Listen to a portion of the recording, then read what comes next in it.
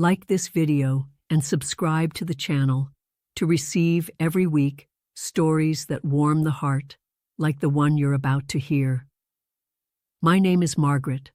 I'm 72 years old, and for 50 of those years, I've been the wife of the same man. That's not a small number.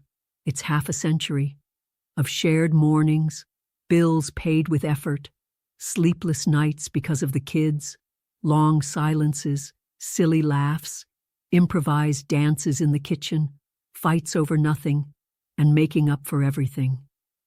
You get used to loving in such a quiet way that sometimes you forget love is still there. But it is, in the way he still calls me my flower, even with trembling hands, in how he knows each of my little habits, in the comfortable silence we've learned to share. For a long time, I thought we'd have many more years ahead. I thought we'd grow old together until the end, both wrinkling side by side, one caring for the other with the kind of tenderness only time can teach. But life has its own plans. It was on an ordinary morning that he came back from the doctor's office with different eyes. There was something there, a mix of fear and acceptance. That was the day he told me, and that was also the day we began writing the most beautiful chapter of our story. The silence in that room felt different. It wasn't the kind of silence that follows an argument, nor the peaceful silence of a lazy Sunday.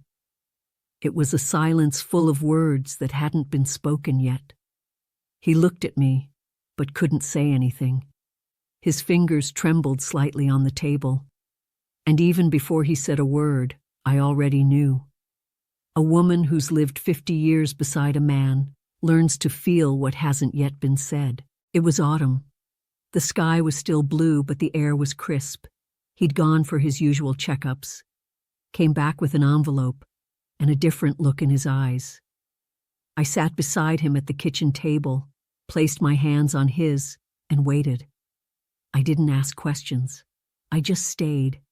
And when he finally took a deep breath and said, "Margaret, it's cancer," I felt the world narrow around me.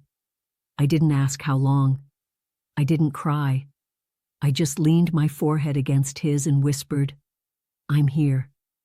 Later, he told me the doctor said it was aggressive. That treatment might give him a little more time, but not much. And that, even with everything, he felt at peace. The only thing that hurt was the thought of leaving me behind. That night, we lay in each other's arms like always. But that embrace felt heavier. A mix of gratitude and sorrow, a sense of urgency. And in that moment, something inside me shifted. I didn't want the months ahead to be filled only with hospitals, medications, and goodbyes. I wanted to give him the most beautiful gift of our story. The next morning, I made breakfast like always. I laid out the floral tablecloth he loves, made the little rolls just the way he likes them. Then I sat across from him with a steady smile and said, "Let's take a trip." He raised an eyebrow, surprised. "A trip?" "Yes, a honeymoon, our last one." And in that moment, I saw the light return to his eyes, even if only for a few seconds. The idea of traveling after a diagnosis like that might seem strange to some people, but for us, it was freeing. We weren't trying to escape reality. We wanted to live it our way, with intensity, with calm, looking each other in the eyes, and with new memories before time could take away the old ones. We opened the old wardrobe and pulled out the blue suitcase we got as a wedding gift. It was a little dusty, but still solid. While I folded his shirts, he tried to pick which books to bring. "Take only the thin ones," I joked. "You always fall asleep before the third page." We laughed like we hadn't in a long time. It was a shaky laugh, a little sad, but still real. We began rediscovering forgotten things. He found an old photo of us on the beach, in black and white. I found a scarf he gave me on our first anniversary.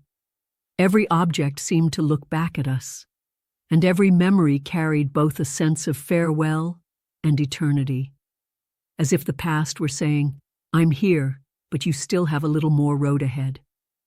We picked a special destination, not far, a place we had never been, but always dreamed of, a countryside inn with wooden cabins, a fireplace, green hills, and silence. A good kind of silence, the kind we know well, the kind where nothing needs to be said to feel together. We told our kids about the trip. Some tried to talk us out of it, out of worry. But the truth is, we'd never been so sure about anything. That trip wasn't an escape. It was a celebration of everything we had been, of everything we still could be, even if just for a few more days. And on the morning we left, he held my hand and said, "Promise me that when the time comes, you'll remember me laughing, not suffering." I closed my eyes, took a deep breath, and said, "Only if you promise the same." He smiled, and we left. The car was quiet for a while, but it was a good kind of quiet, the kind that happens when two people don't need to fill the air with words, because what matters has already been said with a glance. He drove slowly, the window half open, letting the wind mess with his white hair. Every now and then, our eyes would meet, and it felt like time had stopped, like the road knew we were headed for something much bigger than a destination. We passed by simple places, fields, pastures, little houses with clothes hanging on lines. Every view seemed to wave at us. On a curve, he pointed to a sunflower field. "If we had a house there, would you plant flowers?" I smiled. "I'd plant memories and let the wind carry them." He looked at me, the same way he did when he proposed, part enchanted, part amazed that I was his. We stopped at an old roadside cafe, sat side by side on a wooden bench, like teenagers making plans, and for a few minutes we forgot why we were on that trip. We were just living, just the two of us, with the taste of strong coffee and the scent of the road in the air. He took my hand, brushed his thumb over my wedding ring, and said softly, "You're still the most beautiful woman I've ever seen." And with tears already in my eyes, I replied, "You're the only one who still sees me that way." We arrived at the inn by late afternoon. It was even prettier than the pictures. There were flowers everywhere, birds in the garden, and a wooden porch overlooking the lake. Our cabin was simple but welcoming. There was a fireplace, blankets folded at the foot of the bed, and a gentle scent of lavender in the air.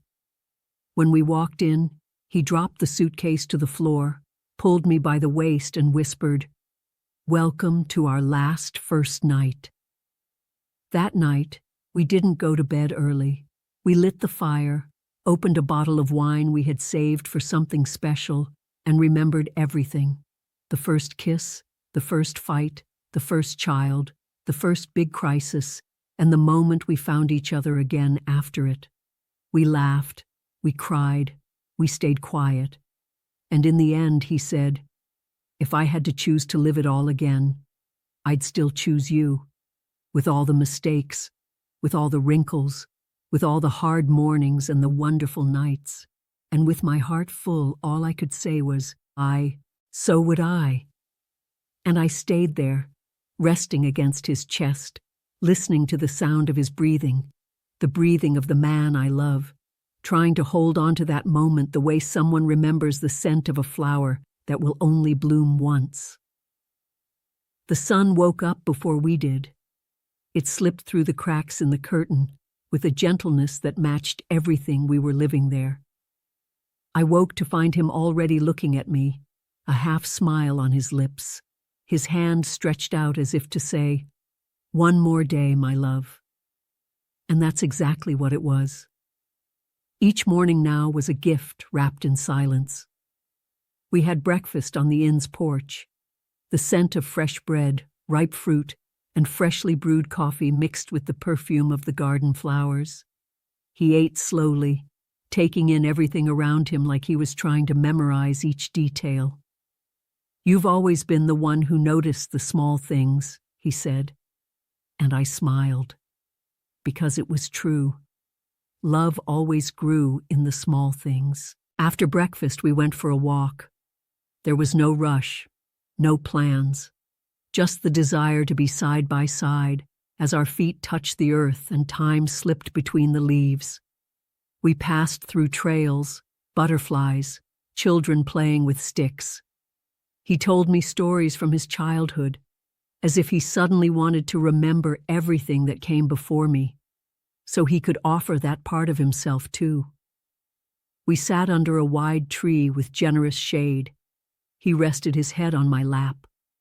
And there, in the middle of nature, he shared things he had never said.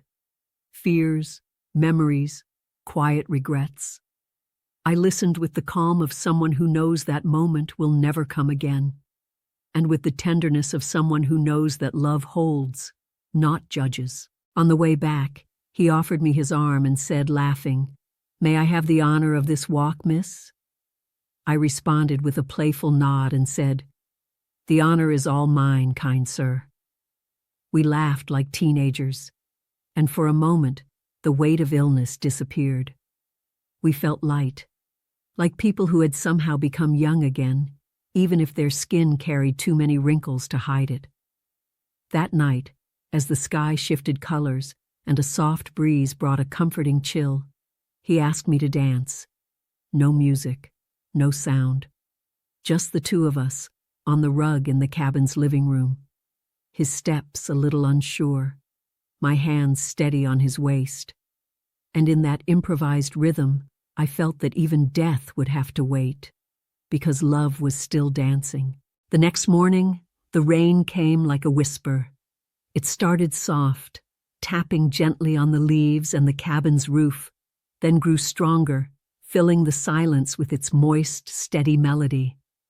Instead of interrupting, it brought a kind of comfort, as if it were saying, "Stay here today, just the two of you. Let the world outside wait." We stayed in bed longer. His eyes closed, and I watched the lines on his face. Each one told a story. The laugh lines around his eyes, the ones on his forehead, from worrying about the kids, the ones at the corners of his mouth, from so many kisses over half a century. I traced them gently with my fingers, like someone reading a book by touch. By mid-afternoon, he asked me to read to him. I grabbed one of the books he'd brought, sat in the armchair beside the bed, and began. He looked at me more than he listened to the story. Sometimes he'd close his eyes, just to hear my voice. "She's still my favorite music," he murmured, almost asleep. The rain grew heavier outside, but inside the cabin, everything felt like shelter. We warmed hot chocolate on the wood stove and laughed at how clumsy we were trying not to spill it. He dripped some on his pajamas and joked, "It's the uniform of someone who loves." And I felt a lump in my throat, the kind that comes when happiness is so sweet it almost hurts.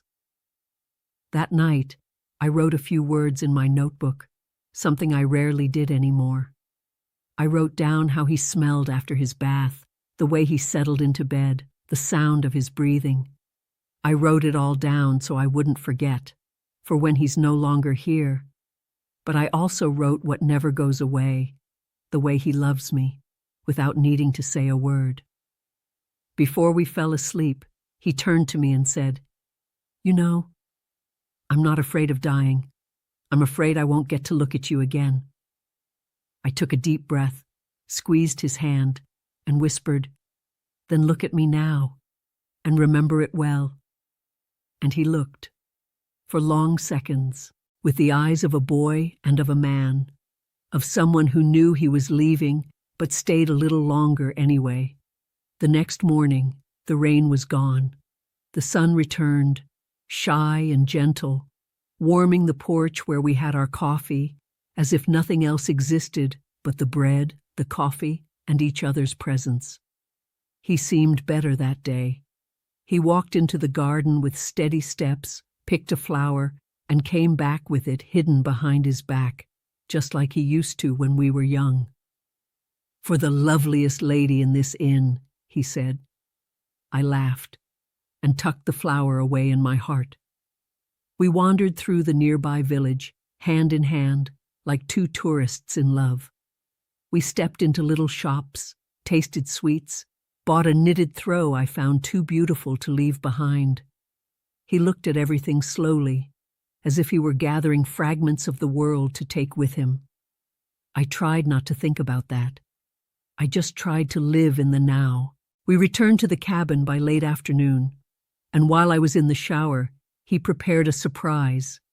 He lit candles all around the room, put on soft instrumental music, and set the table with what we had: bread, cheese, grapes, a bottle of wine we had saved. When I came out of the bathroom, I found the room glowing like magic, and he was there, standing, waiting for me. "Can I have this night with you?" he asked.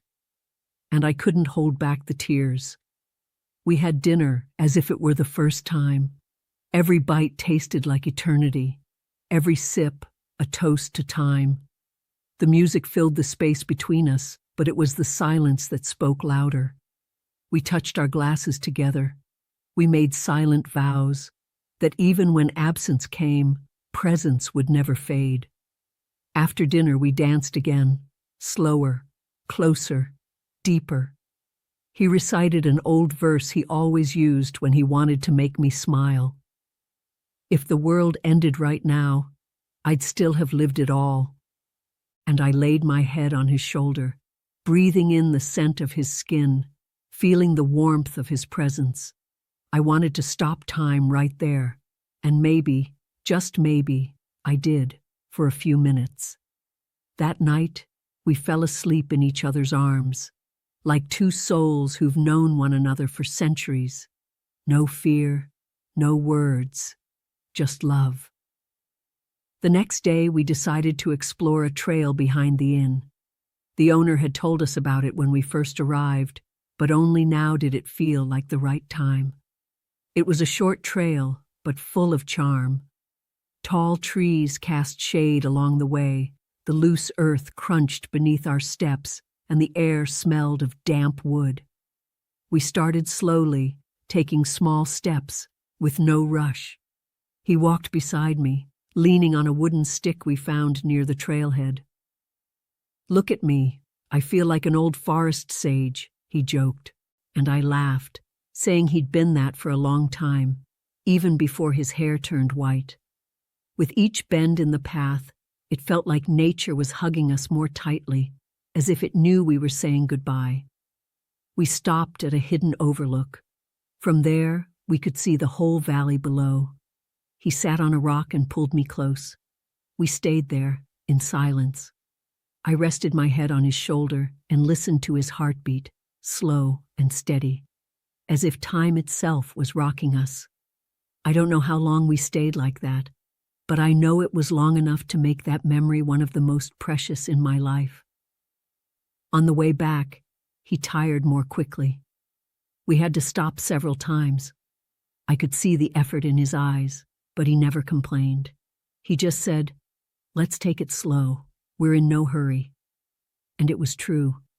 In that moment, I realized love is also this: walking at the other's pace, even when yours is faster, waiting, holding space, staying close. When we got back to the cabin, he dropped onto the bed with a long sigh. "I think my body is starting to say goodbye," he murmured. I held his hand and said, "Then let it go in peace, but only when the time comes."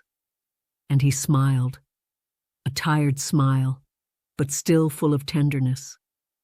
That night, I wrote another page in my notebook, but this time I didn't write to remember.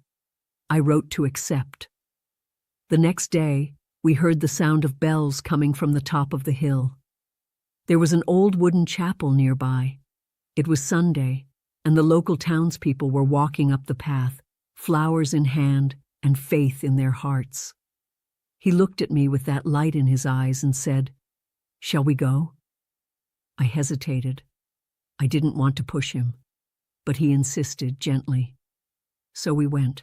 The walk was slow but beautiful. Children greeted us along the way. A few older women smiled warmly. There was a peace in the air that made everything feel light, even with the pain hiding just beneath the skin. When we arrived, the chapel doors were open and golden light streamed through the windows in soft beams. We sat in the last pew, side by side. He held my hand tightly and closed his eyes. I watched him, not to monitor, but to memorize. The way he breathed, the outline of his profile in the light, his hand resting on his leg. Everything was so simple, but at the same time, sacred. When the choir began to sing, he whispered, "Do you remember the song from our wedding?" I smiled. "Of course I do." And quietly, we began to sing together, almost like a prayer.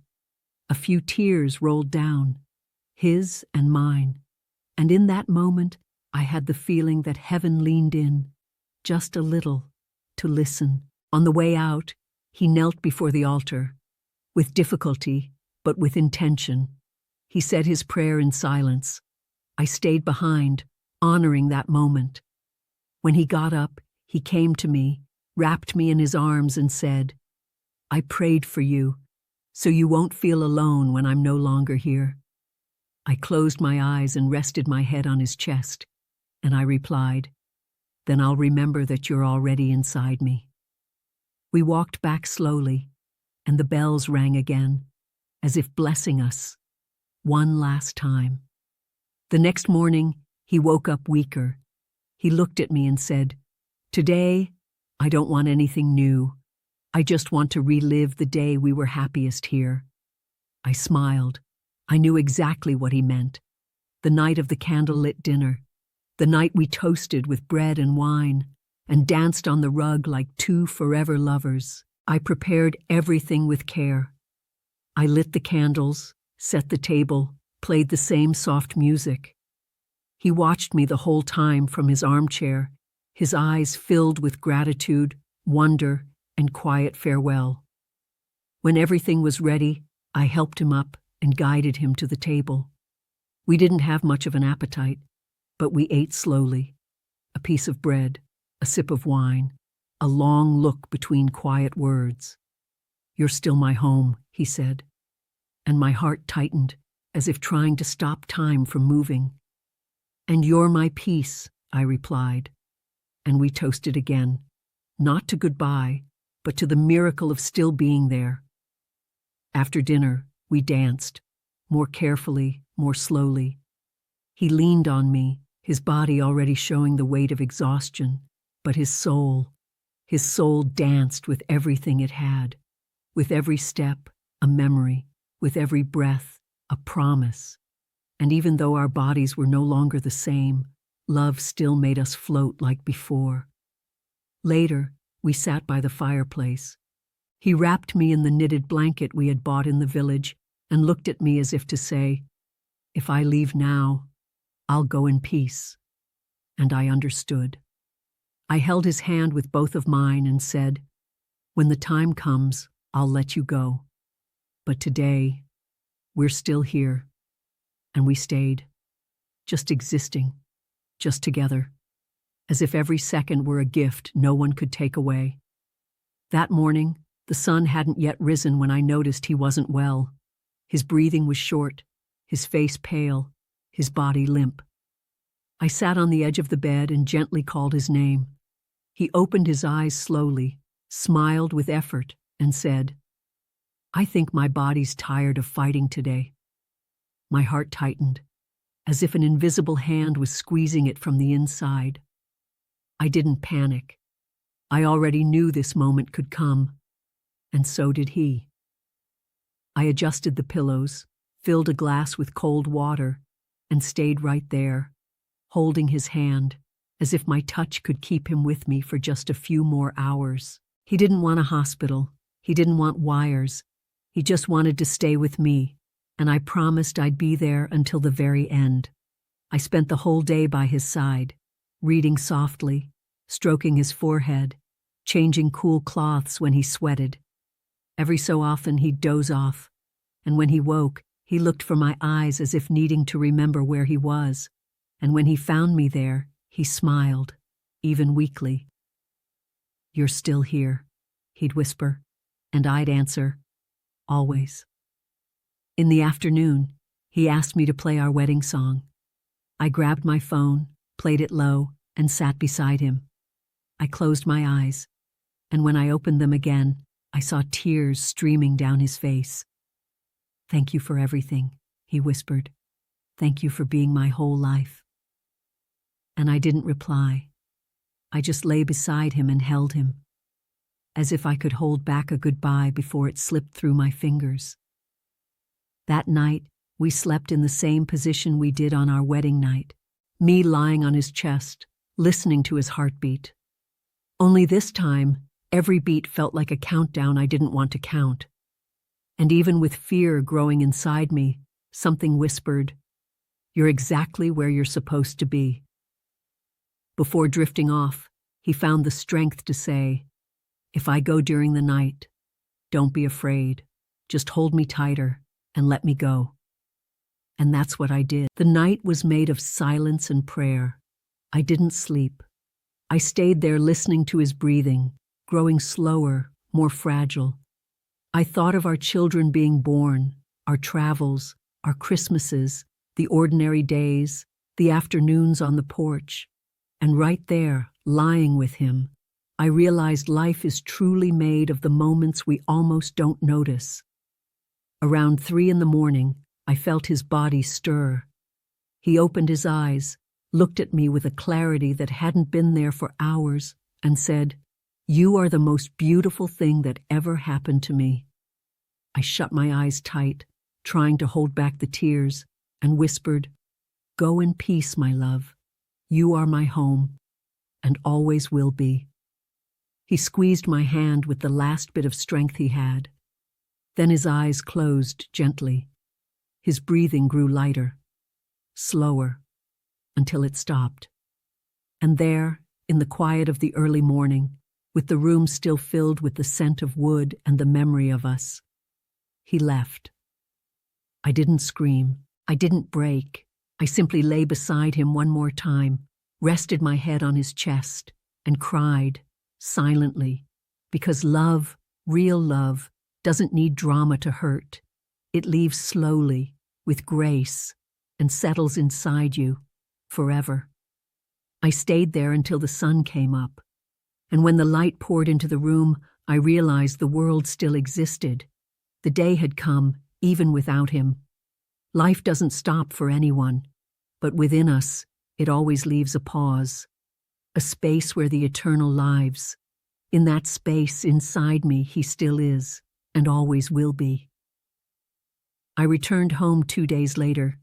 The blue suitcase came back almost empty, but my soul was full of images, of sounds, of scents. Everything we lived during that trip was etched in me like an invisible embroidery. And even through the pain, I knew none of it was in vain. That time was ours alone. The kids welcomed me gently. They stayed quiet where silence was needed. They held me without rushing. They let me cry without telling me everything would be okay, because they knew it wouldn't. But still, I would go on. I had learned that from him. Living is learning how to carry what remains, without letting it drown you. The days passed, slowly. I began organizing his things, folded his shirts, put away his books, left his favorite mug on the shelf, just where it always was. Sometimes I talk to him in my thoughts, tell him what's new, show him the sunset, read him what I've written. It feels like somehow he's still around. On a cold afternoon, I decided to reread my notebook, and there, among the pages, was the exact roadmap of our goodbye. Every line I wrote, every detail I noticed, was now an inheritance. a testament of love, of presence, of everything that doesn't die when someone leaves. And right there, in that moment, I understood. The end doesn't erase what was true. The end just closes the chapter. But the book stays with me, and I will keep writing, in silence, in memory, in love. Because loving someone until the end also means learning how to carry them inside as you go on. The next morning, before the sun had even warmed the window pane, I walked over to the chalet's dresser and opened the bottom drawer. I had secretly brought along a small wooden box, weathered by time, tied with a faded ribbon. It was our memory box. Inside, we kept little notes, photos, scraps, things that, to the world, might seem meaningless, but to us, they were pieces of eternity. I sat by the bed and softly called his name. He opened his eyes, weak but attentive. I whispered, "I brought you a surprise." I opened the box and began showing him each item, one by one. The ticket from our first movie, the cap from the soda bottle we drank on our first picnic, the blue ribbon I wore in my hair the day he told me he loved me for the first time. His eyes welled up with every memory. "How did you save all this?" he asked, his voice faint.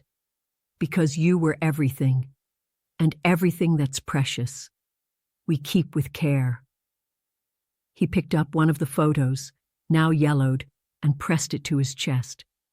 It was a simple Christmas, with the kids still little, all of us sitting on the living room floor. "That was one of the happiest days of my life," he murmured, and I nodded. I remembered it too. We spent the morning reliving our story with our hands. Every paper, every ribbon, every hastily written note was like a dried flower petal, fragile but still fragrant. He asked to keep the box close, said he wanted to hold each memory while he still could. And I understood. Sometimes, what carries us through the final steps are the first ones we took together. Before lunch, he asked me a favor. "When I'm gone, I want this box to stay with you. And now and then, open it, not to cry, but to smile." I nodded, but inside it hurt. It hurt to accept what was coming with so much calm. It hurt to love someone enough to let them go in peace. That afternoon, we decided to step outside for a little while. The chalet sat in an open area, surrounded by green fields and a trail of hydrangeas that led to a wooden fence. He was weak, but asked me to help him walk there. "I want to smell the field one more time," he said, and I didn't say no. I draped a coat over his shoulders, filled a canteen with fresh water, and we stepped outside slowly, one step at a time, like there was no hurry to arrive. The air was light. Butterflies floated around us, and we could hear distant roosters and children laughing. He leaned gently on my arm. Sometimes he stopped, took a deep breath, and said, "This smell reminds me of my grandfather's farm." He talked about his childhood, about climbing trees and running barefoot through the pastures. It was as if the field was returning him to himself, before the illness, before the exhaustion, before the end. We sat under a flowering tree. From there, we could see the chalet in the distance, small and welcoming. I pulled a scarf from my bag, spread it on the grass, and we sat there, like two young lovers on an impromptu picnic. He lay down with his head in my lap and closed his eyes. For long minutes, we were quiet, the kind of silence that doesn't weigh, that doesn't frighten, but gently embraces. At one point, he opened his eyes and said, "If everything had to end here, now, I would be at peace." My tears came before I could stop them, and he smiled, gently tracing my face with his finger. "Don't cry, my love. You gave me more than any treatment ever could. You gave me the right to leave in peace and full of love. We stayed there until the sun began to set. When we got up, he was even weaker, but his eyes held a peaceful glow. We walked back slowly, every step a prayer, every breath a silent goodbye. And deep inside, I began to understand that true love also knows how to let go, not by holding on, not by clinging, but with the promise to never forget. That night, he seemed more at peace. There was something in his eyes, a blend of acceptance and tenderness, as if he had made peace with his body, with time, with the road that was drawing to a close, and maybe with me too, because when he looked at me, he no longer needed words. His eyes said everything. I sat beside him, held his hand, and stayed there, in silence, listening to his breath, slow but still there. He asked for the lights to stay dim and the window to be opened. The night breeze came in smelling of damp earth, accompanied by the sound of crickets. Outside, stars gently dotted the sky with a beauty I had never noticed before. "It's beautiful," he whispered, "like all the things we don't know if we'll ever see again." That stayed with me like a tattoo. I kept thinking about how many beautiful things we miss in life, just because we think we'll have other chances. We spent hours talking slowly. He asked if the kids were doing well, if I had made peace with my childhood, if I regretted anything. I told him no, that every moment I lived with him had been enough, that even the pain had been part of the love. He smiled, grateful. "I always felt I didn't deserve you," he confessed, and that hurt me, because he did deserve it. He deserved everything, even this light, sacred ending, full of presence, full of truth. I played a soft song on my phone, an old tune, one we used to dance to when we were young and knew almost nothing. He closed his eyes and gently moved his head, following the rhythm with a sigh. "You know, life owes me nothing," he said. "I had everything because I had you." And I cried. I cried with reverence, with awe, as if witnessing something sacred I didn't dare interrupt.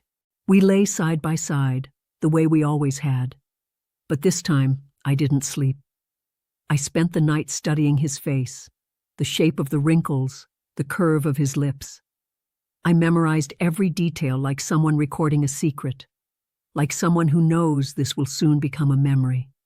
And I wished, with all my heart, that time could freeze. That night would never end. But time doesn't stop. It only says goodbye gently when love is real. And when the first hint of sunlight began to brighten the sky, I was still there, my eyes tired, my heart tight, but my soul whole. And he, though frail, was still breathing, slowly, as if he knew there was still one more sunrise, maybe the last, but still ours. The light slowly filled the chalet. It touched his face like a whisper of farewell. He opened his eyes gently, and the first thing he looked at was me. He smiled, weak but present. "You're still here," he said, like a boy waking from a dream and finding the one he loves beside him. "I've always been, and I always will be," I answered. He touched my face with the tip of his fingers, so softly it felt like a breeze. And in that touch, there was everything. I made a simple breakfast, like the other days. I knew he wouldn't eat much, but I wanted to keep the ritual. I sliced the bread into tiny pieces, brought the jam he liked, and poured his coffee with extra milk. I set it all on a tray and brought it to the bed. He thanked me with his eyes and ate slowly, as if each bite was a goodbye.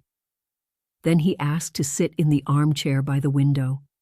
He wanted to see the world one more time, he said. Helping him up was hard. His body already ached, but he tried. Every step was an act of courage, of presence, and when he sat down, he looked out at the landscape with tearful eyes.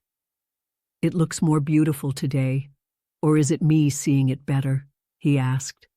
I smiled, kneeling beside him. "You're seeing it with your soul, and that sees what matters." He nodded, deeply moved. We spent hours at that window. He spoke little. I stayed silent. Just the bird song and the wind filled the space. Sometimes he'd close his eyes for a few minutes, then open them again to look out, like someone saying goodbye to every detail. At one point, he squeezed my hand with unexpected strength. "When I go, don't call it an end. Call it a crossing. Because love doesn't die." In the afternoon, he fell into a deeper sleep. I stayed beside him, resting my head on his shoulder, listening to his soft breath and thinking about everything we lived, about the life we had, and the one still inside me. Because some people don't leave. They stay. In gestures, in scents, in memories, in the smiles that come without warning. And he would be like that. Always. When the sun went down, he woke once more, looked at me and said, "Thank you for loving me to the end." And I replied, "It wasn't to the end. It goes beyond. It goes with me." He smiled and closed his eyes again, this time with more peace. I returned to the chalet alone a year later. It was a quiet decision, made on a late afternoon when the smell of coffee reminded me of him, and my heart longed to return to where everything had ended, or rather, where everything had transformed. I drove slowly, with the blue suitcase in the back seat, and a blanket that still held his scent folded on my lap. I didn't cry on the way, but I didn't smile either. It was a different kind of silence, the kind that belongs to longing that has learned how to breathe. When I arrived, the inn was just the same. The porch, the garden, the lake, everything in its place, but with a quieter air. The chalet was empty, but not cold. I opened the door, and the scent of lavender was still there, as if time had respected our memory. I sat in the same armchair he loved and looked out the same window. The world had moved on, but inside me, a piece was missing, a piece that only made sense there.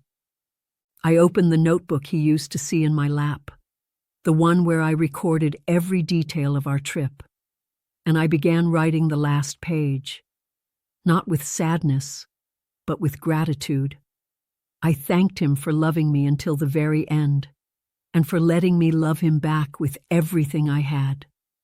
I wrote that he still lives in me, in the gestures, in the words I repeat without meaning to, in the silences I now fill with memory.